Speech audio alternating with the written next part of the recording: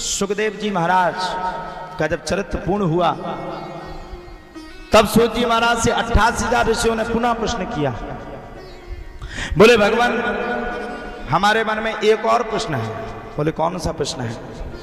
बोले भगवान हम जानना चाहते हैं आखिरकार भागवत जी की कथा को किसने लिखा? भागवत की कथा को किसने लिखा? जब इतनी बातों को सुना तब तो प्यारे कहा जाता है भागवत की कथा की बातों को सुना तब तो सूत जी महाराज कहते हैं सुनो ऋषियों मैं तुम्हें सुनाता हूं, ध्यान पूर्वक सुनना। द्वापरे समुन प्राप्ते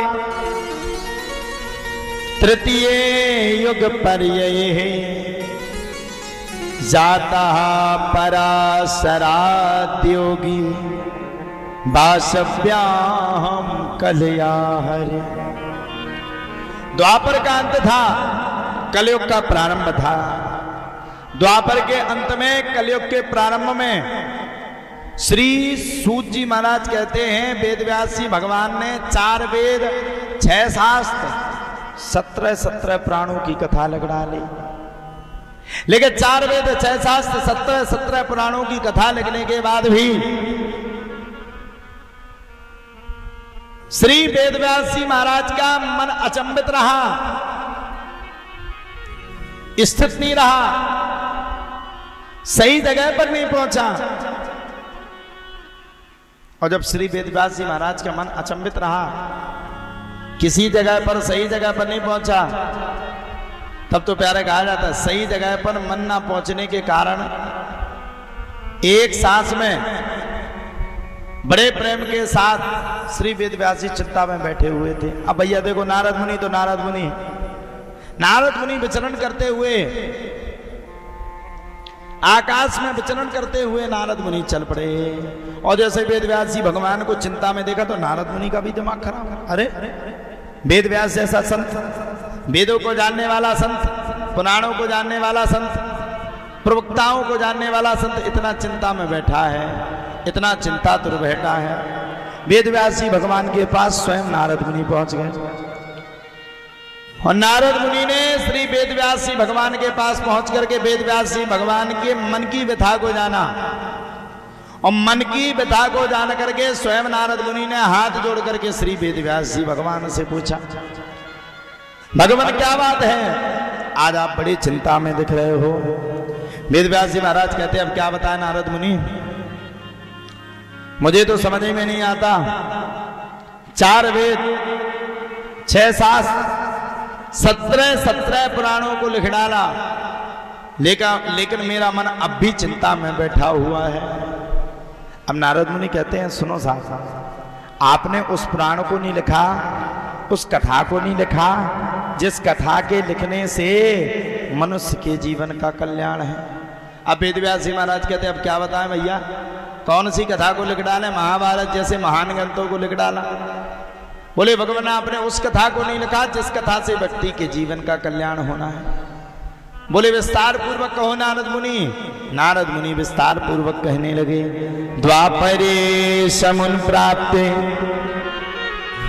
तृतीय युग पर्यये जाता पराशराद्योगी वासव्याम कलया हरे। नारद मुनि कहते हैं सुनो वेदव्यास जी महाराज, पूर्व जन्म में मैं एक दासी का पुत्र हुआ करता था।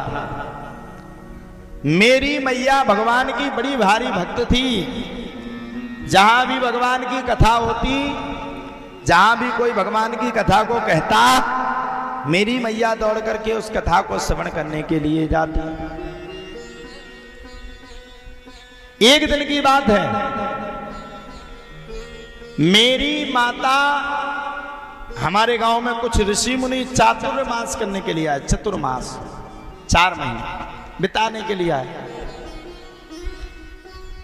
मेरी माता तो संतों की सेवा करती थी, ऑलरेडी पहले से तैयार रहती थी। संतों की सेवा की जहां कहीं भी बात आए मेरी माता वहां पीछे नहीं हटती थी। अब समय के अनुसार की बात है, मेरी माता जब मेरे गांव में कई ऋषि मुनि संत महात्मा चातुर्मास करने के लिए आए, तो मेरी मैया स्वयं उन ऋषियों के भोजन की व्यवस्था करना प्रारंभ कर दी। मैंने तो अपनी माता का बड़ा भारी विरोध किया। अरे मैया, कोई ये संत नहीं होते, कोई ये महात्मा नहीं होते, सब पागल बनाते हैं, कहीं कुछ नहीं होता, सब झूठ बोलते हैं, मेरी समझ से तो सब परे हैं। जब सबकी बातों को सुना तब तो महाराज कहा जाता है, नारद मुनि कहते हैं मैं बड़ा भारी संतों का विरोध करता था, मैं बड़ा भारी संतों के प्रति आकर्षित नहीं होता था। एक दिन की बात है, मैं जंगल में गायों को चराने के लिए गया, और जब मैं जंगल में गायों को चराने के लिए गया तो मैंने इतनी भयंकर गायों को चराया, और गायों को चराते चराते मुझे अपने आप भूख लगने लगी। और बोले भैया, ऐसी भूख लगी, ऐसी भूख लगी, ऐसी भूख लगी जिसकी कोई सीमा नहीं। मैं दौड़ करके अपने घर की ओर भागने लगा। मैंने सोचा घर पर कुछ भोजन रखा होगा, और जाकर के भोजन को पाऊंगा तब मेरे अंदर की भूख दूर होगी। दौड़ करके घर पे पहुंचा। अब घर पे भोजन कहा था, मैया तो चातुर्मास कर रही थी, चतुर्मास कर रही थी, ऋषि मुनियों के लिए बढ़िया सुंदर भोजन पकवान बना रही थी, मेरे लिए कुछ रखती ही नहीं।